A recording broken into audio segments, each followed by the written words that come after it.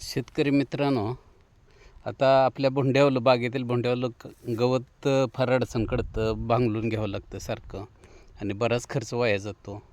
त्यासाठी मी एक जुगाड केलेला आहे ट्रॅक्टरसाठी. हा आपला कल्टिवेटर, कुळव किंवा फन काही म्हणू शकता. याला अशी ही फास आहे.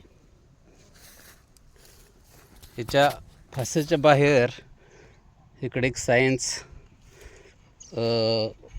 असं दांडा बसवलेला आहे आणि त्याला इथं चौकट करून नटबोल्ट केलेलं आहे. नटबोल्ट करून खाली याला तिरकी 1.5 फुटाची फास बसवलेली आहे. ही फास काय करते,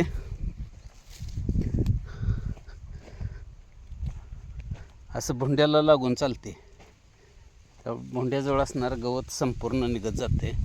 थोडं झाडाच्या बुडक्यातलं तेवढं राहते, नाही संपूर्ण निघते.